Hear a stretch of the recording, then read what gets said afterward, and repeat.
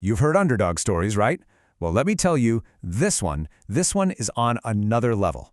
We're talking about the story of Gideon's 300 and how this tiny, totally unconventional force pulled off what should have been a truly impossible victory. So, let me ask you something. What if, to win a battle you were already destined to lose, the first move you had to make was to get rid of almost your entire army, like 99% of it? Sounds completely nuts, right? But that's the bizarre, brilliant puzzle at the very heart of this strategy. Okay, so let's paint a picture here. You've got Gideon's little army camped out by a spring, pretty humble. And then you look down into the valley and what do you see?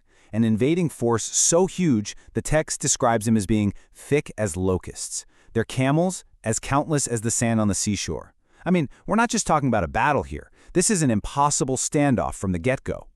So Gideon's looking at this literal sea of enemy soldiers, and what's the first instruction he gets? It's absolutely shocking. You have too many men. Wait, what? And the reason why is so important. The victory had to be so undeniable, so beyond any logical explanation that no one could stand up and say, hey, look what we did with our own strength. The great downsizing was about to begin. So how many is too many? Well, Gideon starts out with 32,000 soldiers. Now that's not a tiny number, right? It's a respectable force.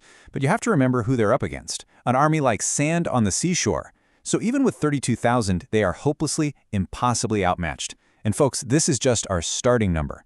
So the first cut is, wow, it's so simple, and it's all in the mind. Gideon basically just makes an announcement. He says, hey, anyone who's shaking in their boots, anyone who trembles with fear, you can go home. That's it. No shame, no consequences. It's not just a test of bravery, it's a genius way to instantly find out who is truly committed. And the result? It is absolutely staggering. Get this, 22,000 men. That's more than 2/3 of his army. They just take the offer and leave. They walk away. Just like that, Gideon's already tiny army is now down to only 10,000. I mean, just look at that. It's wild. The number of soldiers who left because they were scared absolutely dwarfs the number who stayed.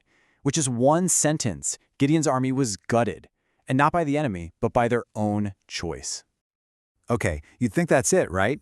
10,000 men against, well, everyone. But no. The instruction comes down again. There are still too many men. And this is where things go from just being unconventional to being flat-out bizarre. So, the next test happens down by the water. The 10,000 guys who are left are told to get a drink.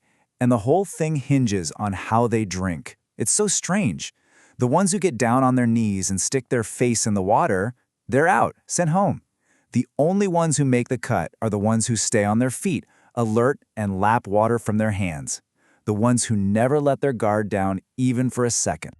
And after that weird water test, we get our final number. Are you ready for this? 300. Just 300 men. That's it. Let that sink in.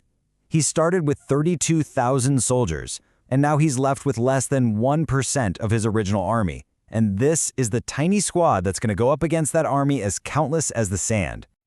Okay, so with only 300 men, a straight-up fight is, well, it's suicide. There's no way. So the whole game has to change. This battle isn't going to be won with swords and shields anymore. It has to be won inside the enemy's head. The strategy pivots completely to psychological warfare. The goal is no longer to outfight them, it's to make them completely fall apart and defeat themselves.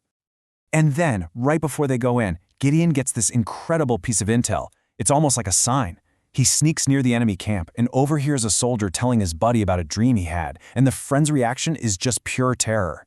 He says the dream means Gideon is going to win. And that's it. That's the confirmation Gideon needed. The enemy's morale is already crumbling from the inside. It's the final green light. So, what kind of weapons do you give to a 300-man special ops team that's focused on psychological warfare? Well, it's not what you'd think. No swords, no spears. Instead, each man gets a trumpet, an empty clay jar, and a torch to hide inside the jar. I mean, come on, that's not an arsenal for a fight. That's a box of props for some kind of terrifying stage play. And the plan itself? It's pure, orchestrated chaos. Simple, but brilliant. The 300 men split into 3 companies, completely surrounding this massive camp. Then, on Gideon's signal, they all do 4 things at the exact same time. Smash the jars, blast the trumpets, raise the torches high, and scream the battle cry. The whole point is just total sensory overload. And that battle cry? It was simple, but imagine hearing this in the middle of the night, shouted by hundreds of men at once. A sword for the Lord and for Gideon, coming at you from 3 different directions. Yeah, you're not thinking it's 300 guys. You're thinking you're completely surrounded by a massive army. They launched this attack during the middle watch. That's the time right after the guards have changed, when the camp is deep asleep and at its most vulnerable. So just put yourself there for a second. You're a soldier, you're sleeping, and you're jolted awake by the sound of smashing pottery and 300 trumpets blasting in your ears. You stumble out of your tent, and you see hundreds of torches surrounding you on all sides and a terrifying war cry echoing everywhere. What do? Panic. The effect was just mass chaos. You see, every single part of this plan was a brilliant piece of psychological manipulation. The 300 trumpets? That's not just noise. That sounds like the command unit for a gigantic army. The 300 torches suddenly appearing? That looks like the front line of that army charging in. And hitting them with that all at once, out of nowhere? It was engineered for one thing and one thing only. Absolute, total panic. And it worked. It worked perfectly. In the dark, in the confusion, the invading army just imploded. The soldiers started attacking each other with their own swords. This huge, massive army literally defeated itself and then fled in terror, all while Gideon's 300, and later the rest of the Israelites who were called back, just had to chase them down. When you really break it down, the story of Gideon's 300 is just a masterclass in unconventional thinking. It really makes you stop and ask a pretty fundamental question. What is strength, really? Is it just about having the biggest army and the most weapons? Or is it something else?